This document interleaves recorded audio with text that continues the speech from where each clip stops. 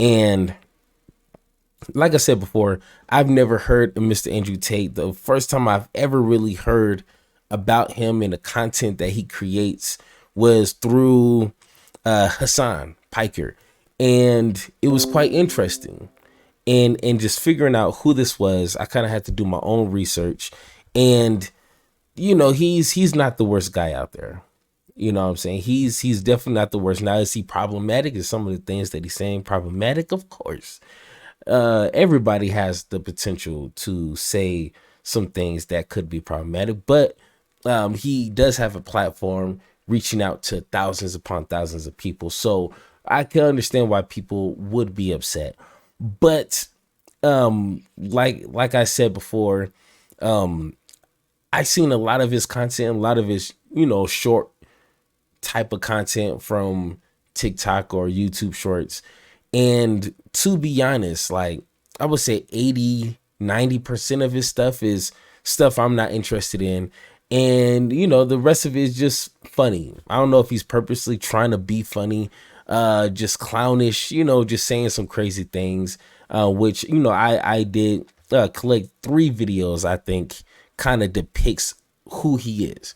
And or like it, not who he is, but some things that people could find an issue with. And it's, you know, 90% of it is just funny-ish, I guess, or him catering to his audience. And the 10% of it, I could see it being an issue. So let's go ahead.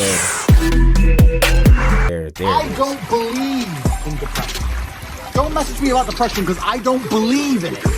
If you're asleep in your bed in the middle of the night and you hear a noise and you believe in ghosts, now you're afraid. But if you don't believe in ghosts, it's the wind and you go back to sleep. You give the ghosts power by believing in them. Your house is only haunted if you believe in ghosts. Belief is a powerful thing. If I were to stand in front of you and I were to tell you that I could punch you as hard as I can in your sternum and I could fracture it and send a splinter into your heart, would you allow me to try? You wouldn't, because you know I believe I can. I believe I can hurt any man on the planet, and that's why people are afraid of me.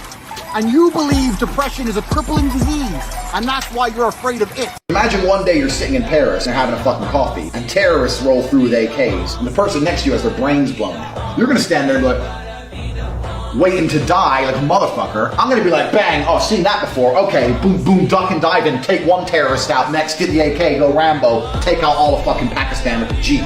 I don't think the world has ever been equal. That the modern society we live in has been built by men. Let's cut the crap. All the roads you see, all the buildings you see, everything around you, men built. All of it. When women come along and say, oh, we're just as important, you are just as important, but you had a completely different role. You fulfilled a different role in society. And I think now, if you look at the roles of society, I believe men are still doing their job, but I don't know if women are doing their job. Men are still out here building the modern world. But when they come home now, the girl's like, oh, why should I cook for you? All right. All right, so that's what we got to deal with. Now, of course, like the second clip where, you know, some terrorists are running in with AKs and they're just shooting everybody. He's just going to, you know, duck and dive and take out one and then get the AK. Like, okay, that's goofy. You know what I'm saying? I don't know if he's ever really been shot at with 5-6 people shooting AKs. I'm not sure if he has that kind of resume. But I'm just assuming he's just talking funny, just trying to, you know, get people to laugh, click on the video, ha, you know, comment down below. But then the first one talking about depression, and that's one of the subjects that, you know, a lot of people are, you know, kind of tripping about, and I get it.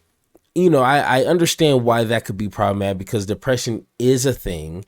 It may not be as prevalent and common with everybody, but I don't think I've ever been depressed. I don't think I ever had issues with that, but that doesn't mean other people don't deal with it in their kind of way.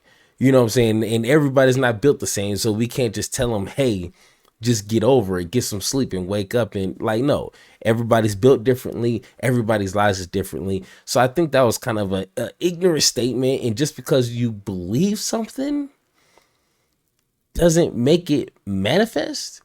You know what I'm saying? That like, I want to believe my bank account has $3 million like today, like right now, not next year, not 5 years, team, right now. You see what I'm saying? You know, my leg hurts. I can pretend all I want, but if my leg got shot off, you know, by a AK-47, no amount of belief is going to override reality. Now, of course, you know, yourself, your mind, body, and spirit. Yes, your mind is a powerful tool. I understand that part.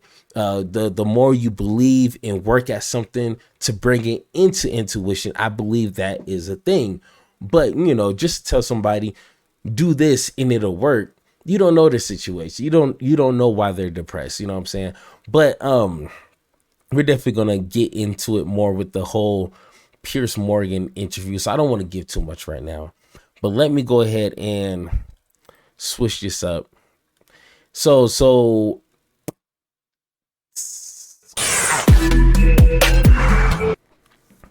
now it's interesting. So this is a 10-minute video, Piers Morgan trying to set up Andrew Tate and failing. So it's just one of these videos where we're just gonna have to, you know, whoever compiled this compilation is like, okay, whatever. But it's one of the best ones I can find so far. So let's take a look. Should young men, though, all aspire to be like you? Should young men aspire to work very hard, have no criminal record, become multimillionaires, protect and provide for the women close to them, be sovereign so they can stand up and have their own points of view in face of cancellation, be able to not be mentally intimidated when they go on national TV and there's traps set up for them? Yeah, I believe that confident, strong men who stand up and protect and provide for women are a good thing for the world and a good force for the world. And I don't think that I put a magic spell on anybody. I think there's a whole bunch of men in the world who understands my value. And if men grow up to be like me, you're gonna have a whole bunch of people with no criminal record, dedicated athletes, who protect and provide for the people close to them, are fantastic for the economy. And I'm certainly not the worst influence out here, Piers. You have Lil Nas twerking on the devil on music videos, which our children are digesting. You have drill artists singing about stabbing people to death in the middle of a knife crime epidemic. You have rabid psychopaths on whether the right or the left. Okay, so it's just, okay, first off, he literally just asked them a simple question.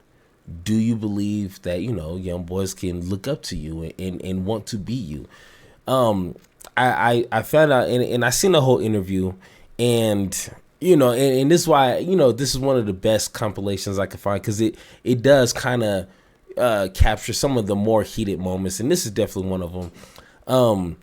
Andrew Tate came in at like a 7, you know, as in 10, just ready to just head blow off, and one just being damn near asleep. He already started this interview just at a high level. A question like this, and I'm pretty sure he has people around him to kind of coach him on situations like this. But when you're hostile with being asked a simple question, that's already throwing red flags. Like, just calm down, bro. You don't have to like just be on defensive all the time unless you got something to hide. You know what I'm saying? Like, hey, I do believe, you know, this, that, and the third. I don't have no, you know, this. I do this. I give to charity. Boom, boom, boom. I think I'm a pretty, you know, responsible guy. And I think if any kid wants to follow me, definitely do the things that I continue to do, in my screw ups and mess ups. Don't do that. You know, like, you can answer that simply without being so like just so like at an 8. You know, just calm down, and it will be received a lot better than just like, you're setting me up. And it's like, bro, calm down. It's not even that kind of party yet. But let's continue. Announcing violence on the other side. You have all these insanities in the world. And because I sit here and say, yeah, perhaps, now you've laid it out and it offended you, I understand. I didn't say it offended me. Okay, cool. I just read you the things. You read things that you said they could be offensive, and some people are offended. Well, some people definitely were offended. Absolutely. That's fine. And honestly, I think some of the things you said were genuinely offensive and misogynist. Okay, so they offended you. And like I said earlier, so they offended you, No, which is hang on. fine. I said they offended you, you interrupted me, and now you're saying they offended you, which is fine. But the point I'm trying to make is this: I'm not the devil. There are certainly worse people than me, and I don't disagree and they exist. with And I'm saying that my core. Yeah, but if that's your defense is there's way worse people than me, then like what kind of standard is that to live by? Because it's always going to be somebody worse than the next person. You know, hey, I may have chopped up a couple bodies, I may have eaten a few, but you heard about this person? He destroyed a whole civilization of people. So it's way worse people. Like, come on, like when does that excuse stop? You know what I'm saying? I understand what he's trying to deliver. I see it, but once again, it's just the way that he's packaging it up, and he's just being so hostile, and it just sounds like it wasn't really thought about. He knows, he should have known he was going to be asked this question, and he could have definitely answered that 10 times better without using, oh, there's way worse people than me. It's like, bruh, come on. Like that's what, you know, a 10-year-old would say as an excuse. You know what I'm saying? So once again, he's coming in at an 8 and could have handled at least this portion a lot better. It would have made him look a lot better too. Tenets for the people who don't understand me are self-accountability, so I'm accountable for everything I've ever said. My core tenets are responsibility, so I'm responsible for everything I've said. My core tenets are traditional masculinity to a degree, which involves protecting and providing for women. And I'll make another point here that needs to be said.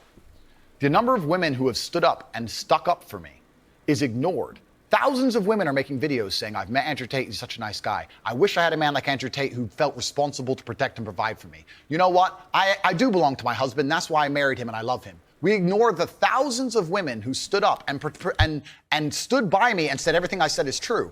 And we're taking a very vocal minority who have taken the things I've said and are pretending to be absolutely and utterly devastated by them. But there was also... Okay. So before it cut off, that I don't even think that's a valid excuse either. I have thousands of women supporting me. Okay, that's cool. But then right away say, but it's just a small minority. Okay, do you have these numbers? You know what I'm saying? If you're making a claim like that, I want to see some numbers. You know what I'm saying? I want to see, you know, like it's almost impossible. So you can't use that excuse. Oh, just a small minority of African Americans think that slavery was okay or wasn't okay. Like, you'd be like, really? You know what I'm saying? Like, you can use that and try to minimize people's outrage. You know what I'm saying? Like, just be honest. Some of the things you said was kind of crazy. And I'm pretty sure it offended more than, once again, thousands. Like, it's probably a few hundreds. You know what I'm saying? But even if it's thousands, there's more than just thousands of women in the U.S. alone. And I'm pretty sure this is a worldwide drama here. So, I mean, like, come on. Like, you're talking with no substance. You're just saying things just to say it, and it's like that doesn't make you sound confident and assured in yourself when you're just saying, you know, I have thousands of videos sent by thousands of women. Like, Brad, come on.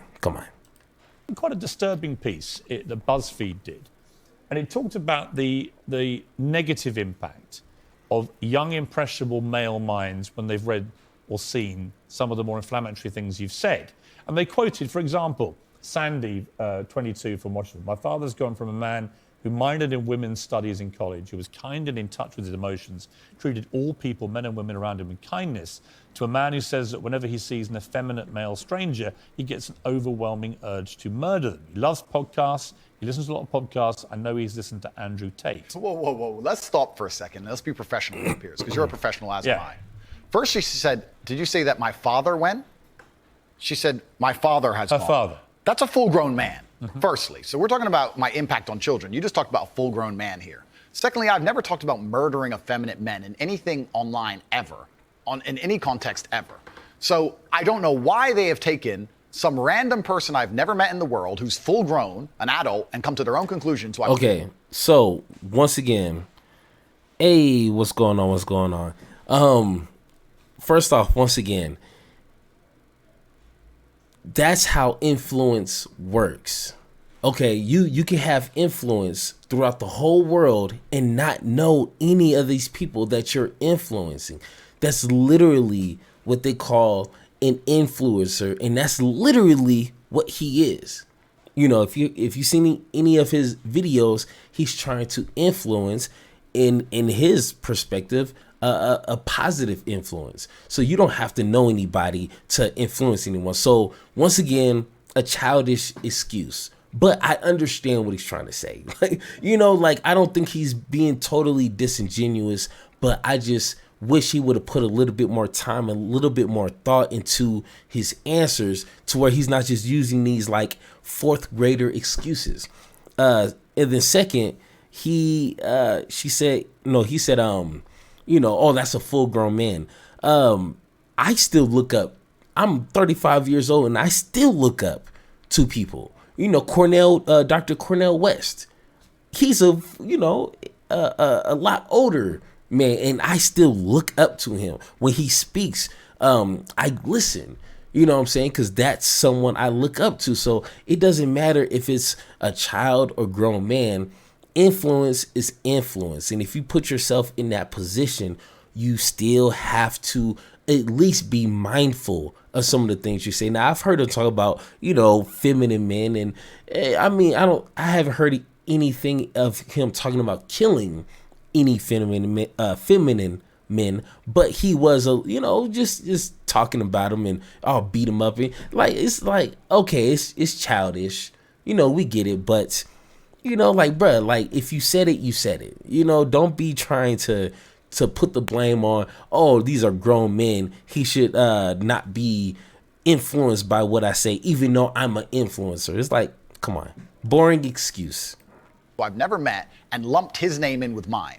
That is absolutely unfair on every level. I didn't read this BuzzFeed. I didn't read this BuzzFeed article, but after hearing the first point, I know it's trash. That is complete garbage. I'm the reason this man believes what he believes. I have seen a quote from you, and you can tell me what you feel here about this. Sure. You talk about people don't want to see men dressed up in dresses. Transgender. That's not exactly what I said. What did you say? I said the reason I am so popular and I'm so famous is that there's a large contingent of men who don't want to wear makeup, who still want to make money, go to the gym, be strong, drive a fast car, be traditionally masculine, and don't want to be shamed for that, and they don't want to be called toxic for that. That is the reason I'm so massively famous. That is what I said. What do you think of transgender people? Okay, so once again, that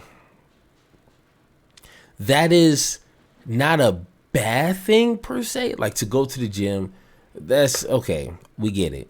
To not wear makeup, you don't have to. Actors wear makeup when they're on the set. So I mean, that's a weird thing. But if you don't want to wear makeup, okay, who cares? You know. But I think some of the toxic masculinity that he's trying to like avoid, he knows what Piers is talking about. Like, it's not difficult, but he kind of just brushed that aside. Like, you know, we just want to be just a man and, you know, go to the gym and work out. Like come on, you know what he's trying to say, but. You know, he did a good job at just dodging that question. Nothing to do with me. I'm not transgender, and I don't understand the issue like they do. Are you transphobic? Do you consider yourself that? Let's rewind that. That is the reason I'm so massively famous. That is what I said. What do you think of transgender people? That's nothing to do with me. I'm not transgender, and I don't understand the issue like they do. Okay, right there. Once again, he just it's like, bro, calm down. Answer these questions in an eloquent way, to where you don't always seem on the defensive. It's like sports. You know what I'm saying? Like football, if you're a running back, you have one goal: run down the middle. Anyone gets in your way, you run them over. If it's your teammate, you run them over. Your goal is to run, truck anybody over, keep those feet moving, run low and run straight. You know what I'm saying? You got to use brute force. You got to use a little agility, a little skill, and toughness. And that's what I feels like doing some of these debates, these conversations. You got to choose wisely. And right now he's using that running back technique. And for situations like this where you're trying not to come off as a asshole, you know what I'm saying? You gotta, like a basketball player, you gotta finesse. You gotta do more footwork. You gotta do a little bit more style and grace when you're playing. You know what I'm saying? Like look at Steph Curry, LeBron James. They're not just using brute force to score their points. You got to finesse it. You got to look at it. And especially with this interview here, you got to finesse it. You got to use grace. You got to speak calmly, like you're not being attacked, but you're just answering questions. And right now, when he asked them, how do you feel about transgender people? Just right away, at an 8, at a 9, like, why are you being so defensive? Just be like, I don't really have no opinions about it. That's people's choices. I believe in freedom of choice. And if people want to be transgender, if a man wants to be a woman or a woman wants to be a man or whatever the case is, that's on them. But my job is to love people, is to educate people, and to influence people to be a better version of themselves. That's all I'm about.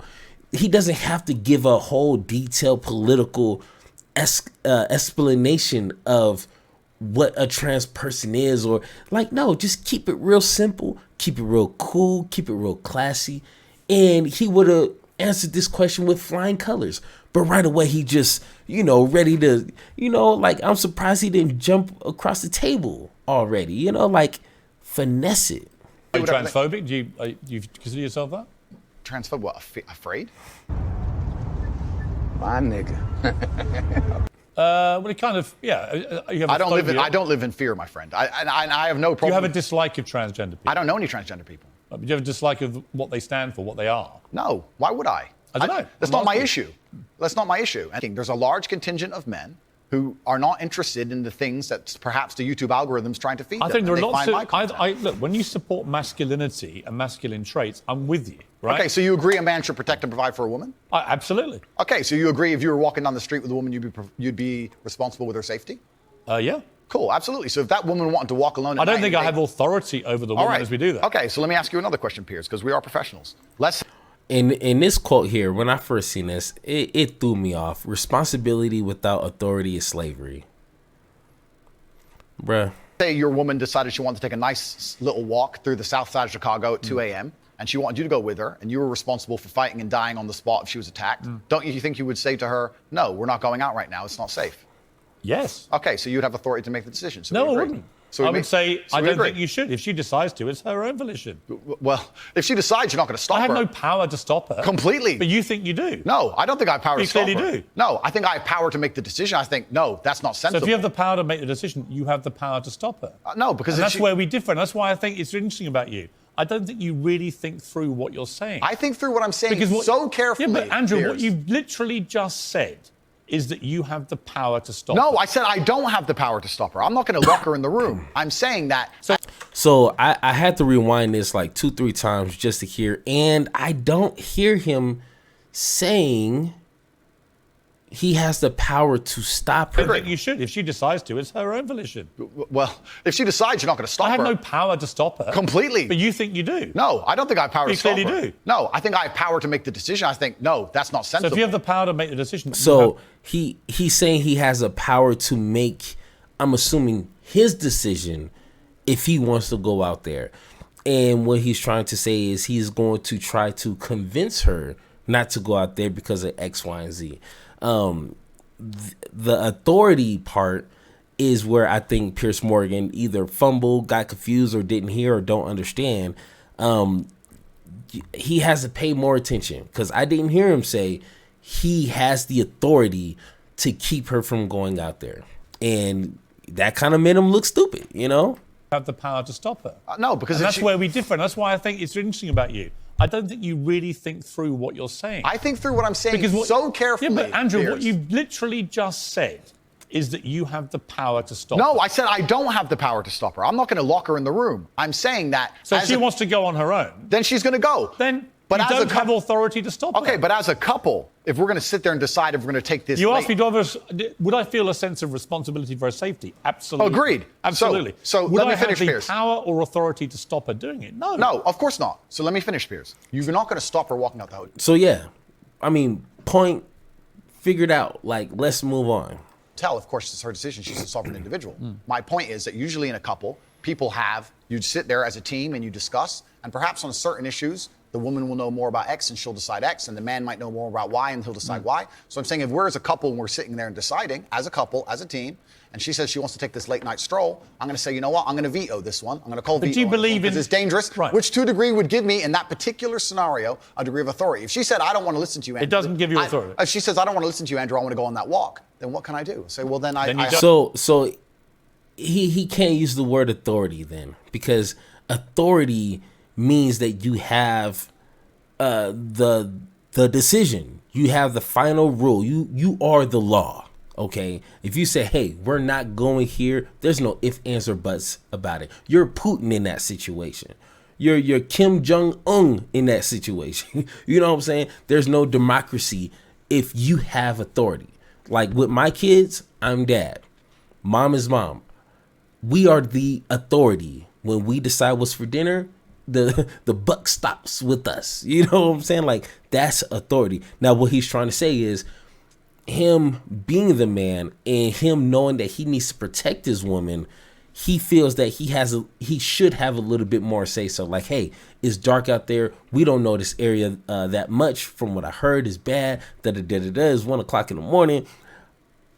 Hey, I don't want to have to have some drama out there. Maybe we shouldn't go out there. And he said, if she still wants to go out there, that's on her. So he's not saying, oh, I'm going to, keep her in the room and I'm going to make her, this, that, and the third. He's not saying that. So once again, Piers Morgan is fumbling the ball. Don't have authority. I wish you the best, my love. Then you don't have authority. Cool. Then it's a semantic argument. I personally think Andrew dropped the ball on that point. He could easily reach a claim of authority over her, what she does. And the fact that even family and person has an absolutely proven medical condition that is beyond their control. Not according to me and many others, my friend. Well, look, what do you know about it, honestly? I know. You're not a doctor, are you? You're not trained, are you? I'm not a doctor. You're not a psychiatrist. You're none of those things. If you feel the... So this is once again another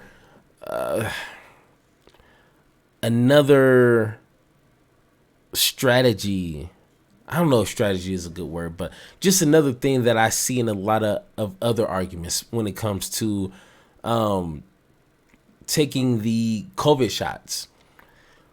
People, regular folks like me, regular folks like you and me, we have access to information. Google, libraries, social media. Like, we can probably get into contact with some knowledgeable people. That's cool. Do your research. That is fine. But and just on against Piers Morgan, we're just taking information from credible sources. You can't just say, oh, people I know or people, like, no, like, who is the head of, X, Y, and Z? What is his credentials? What is some of the papers he written? You got to do research on the actual source and then figure out his opinion on, for example, the COVID shot. So it's weird when you say, oh, well, I talked to some people and they say this and this. It's like, bro, who are you talking to? Some grad student? Like no. Look at the pros, see what they're talking about, and then base your opinion off that. But once again, it's like, did he really do that? You cannot affect it and change your life and take control and fix yourself and feel happier. I disagree with that. Do you think? I refuse to accept that there are people out there who cannot become happy, contented individuals. I refuse to accept we live in a world where God has created people who, no matter how hard they work and how good their life becomes, can't be happy. I don't accept that. I accept that the universe is a very giving place. And that. So once again, I don't know his upbringing. I don't know his background that well, but he has to understand, or at least know, that not everybody's situation is the same. You know what I'm saying? The conditions that you live around, your family upbringing, some of the mishaps that might have happened during your childhood, all that plays a part of, you know, your future. And once again, just like I said at the beginning of this, no matter how hard you want something, just because you believe it doesn't make it reality. You know what I'm saying? If your car is broken, you can believe all you want that that thing is fixed. But if you drive out there and your engine about to overheat and you haven't done what's needed to fix it, then you're screwed. Who cares about what you believe at that point? So kind of like what the Bible says, faith without actions is dead. So he's just saying, I believe it. But if someone is depressed for whatever reason, it may not be clinically depressed, it may not be, but if someone is depressed over X, Y, and Z, they can believe it, believe that they're not depressed, but they have to put some action behind it. You know, if they're depressed that they didn't get a job, so now they're just, you know, just overwhelmed with bills and putting food on the table and you know, just grown up stuff. You got to get yourself out of it. And one, mind over matter does play a part, but then the action behind it. But what Andrew Andrew needs to portray is that you can believe it, but then there is some action that needs to follow. God loves all of us, and if you try your best and you work hard, you can become a better person. And I also will argue with you, and I'll counter the point that you sitting here on your and that's not true either. Like I've known people who's worked their whole life, great people, and they're not just like successful millionaires, and they should be. You know what I'm saying? Like, these are hardworking construction workers, and they should be well off, better than where they're at. But once again, no matter what you think you deserve, reality is going to check you really quick. So once again, like, I understand where the positivity is coming from, but he needs to kind of, you know, damper that with reality. It's like, not everybody is going to be set up like that. Because if that's the case, it'd be more millionaires in America. Shoot, I'd be one. I work hard, never been late at my job, and I've been working there for 2 years straight. You know, and where's my money at? That's what I'm saying. So not everybody's situation is the same, and depression is a real thing. You just have to do more than just believe you're not depressed. Your platform telling people they have clinical depression, there's nothing they can do about it, is far I didn't more say dangerous. that. Okay, well then, if they have clinical depression... Why do you misquote me? No, because I would argue the point that if somebody has depression of any kind, whether it's clinical, whether it exists or not, whether they feel depressed or not, whatever, that taking control of their life, taking personal responsibility, and working hard is always going to be the positive, best thing they can possibly do for their life going forward. How positive and the people is going around it? them. So sitting here saying, I don't believe in clinical depression, you don't believe in depression. No, I don't. I believe that people can take control and fight against things. Right. I believe in personal sovereignty. Right. Fine. Good. So we agree. No, we don't. Yes, we do. No, we don't. Piers, you're on my side. Afraid of being cancelled along with me. Alex Jones said that Sandy Hook didn't happen. It was staged by actors. Okay. This compounded the appalling grief of the families of those poor 20 children who were gunned to pieces by a lunatic with an AR-15 semi-automatic rifle. They were already grief-stricken beyond belief, and this guy poured petrol onto that grief quite deliberately to make a huge amount of money from his InfoWars fake news bullshit. And as a result, a lot of the families have now sued him, and they've won, and he's going to have to pay back tens, maybe hundreds of millions of dollars in damages to these families. And quite right, it won't do anything about the pain he caused them. Some of them actually had people turn up outside their houses with guns because Alex Jones had told them that these parents were making it all up. They were all staged actors. It was all run by the government. So I simply say to you, now I've told you that, what is your view of Alex Jones? I don't see why any of that has to do with me. It's very interesting. I've done the guy's podcast. I know him well. He was professional and courteous to me. When I meet somebody and they show me respect, I show them back. Respect. That's what I do, as I did with you. You respect him? If somebody shows me respect, I show them respect back. So if Adolf Hitler showed you respect, you'd respect him back? That's a stupid question, Piers. It's not. It's a logical extension of your argument. No, if in 1931 I was walking through Germany and a man come up to me and said, sorry for bumping into you, I'd say, sorry, no problem, mate. I'd show respect back. I don't know what... Okay, so obviously, Andrew knows what he's talking about. He knows, especially, and once again, I don't really like to just go straight to the Hitler example because, you know, that's an extreme example. But Andrew Tate should have been like, if this was before Hitler did all his craziness and, you know, he bumped me, then I'd be like, hey, you know, but of course, after he's not going to. But once again, he needs to finesse his way through this conversation, finesse his way to get an answer so it's a lot more understandable. So Piers Morgan can't be, oh, but what about this? What about that? You got to finesse. You got to do a little grace. Do a little, you know, just bam, bam, you know, not too crazy. Like he's still staying at an 8-9 intensity level. Like calm down. It's not that kind of party.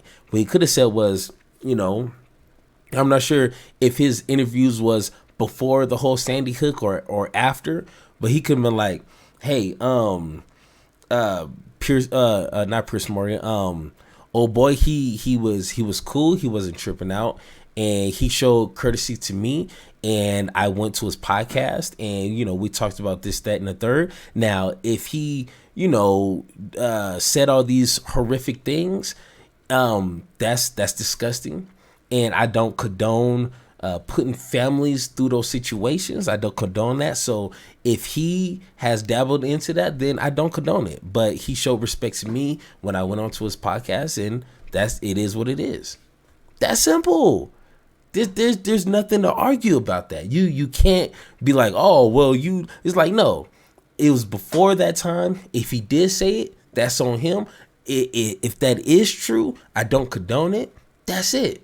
You don't have to say, oh, Alex Jones is just a POS of a person. Like, if you still want to, you know, have that friendship with Alex Jones, I'm not sure if Mr. Andrew does, but just be like, I don't condone that part. I don't think he's that bad of a person, but if he's done that, then hey, we'll have that conversation.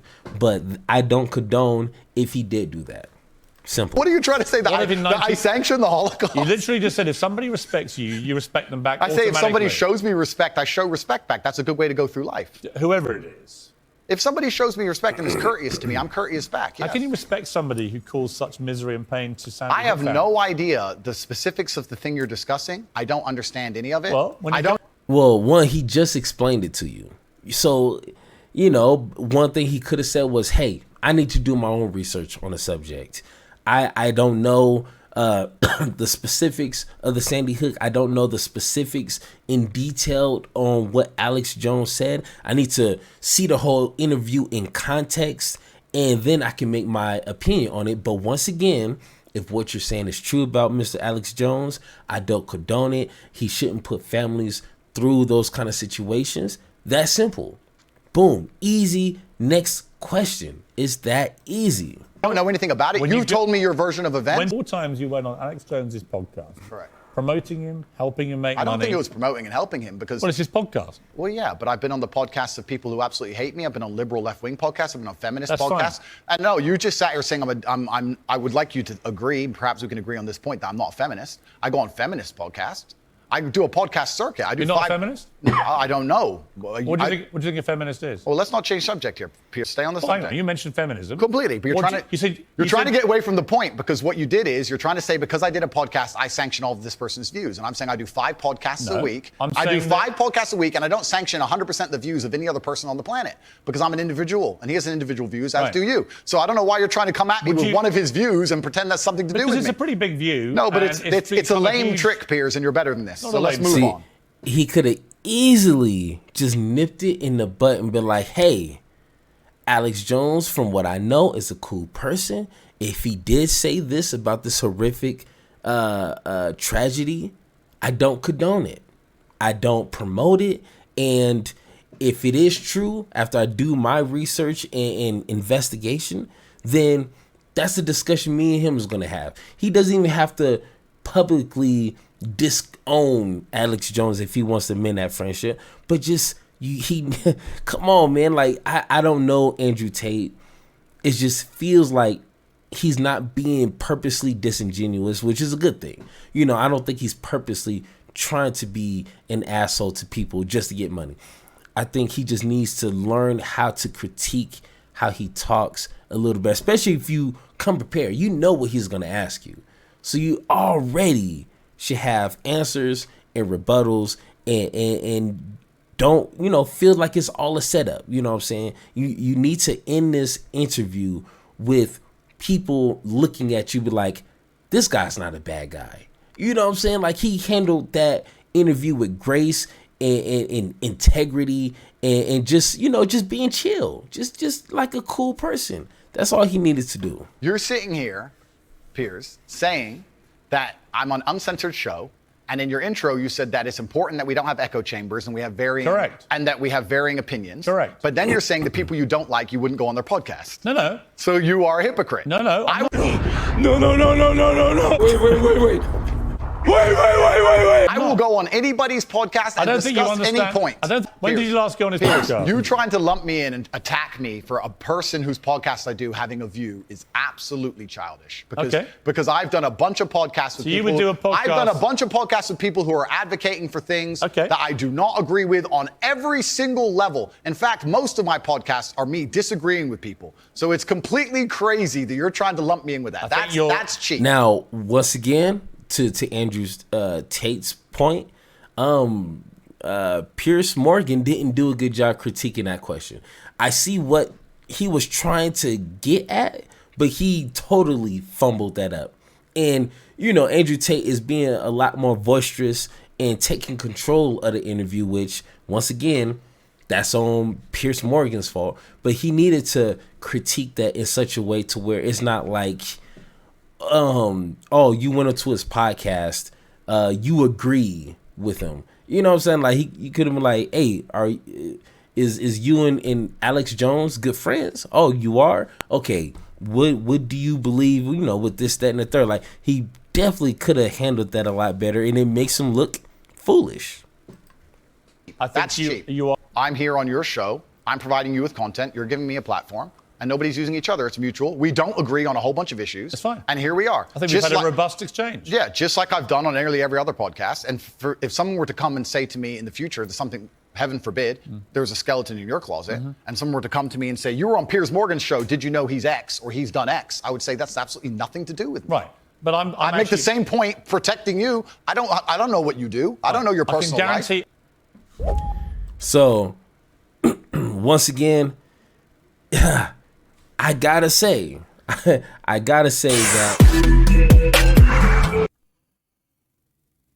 Andrew Tate won that. You know what I'm saying? Like, if just looking at some of the debates that I've seen, and I've seen hundreds of them, especially when someone's interviewing, you have to take control of your interview. Don't let anybody take control of the flow and the narrative of your interview.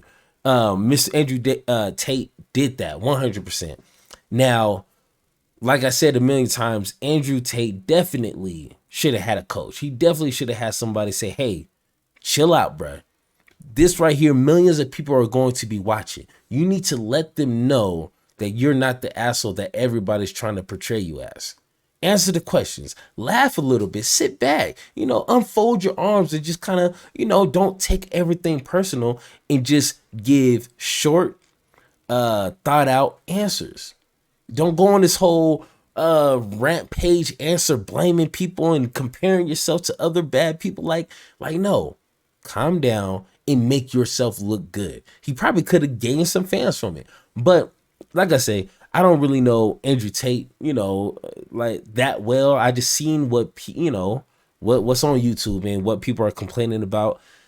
And I don't think he's being 100% disingenuous, and he's purposely trying to play people like some of these real grifters out there. You know what I'm saying? So once again, in that debate, I honestly think he took control and he dominated that whole entire interview.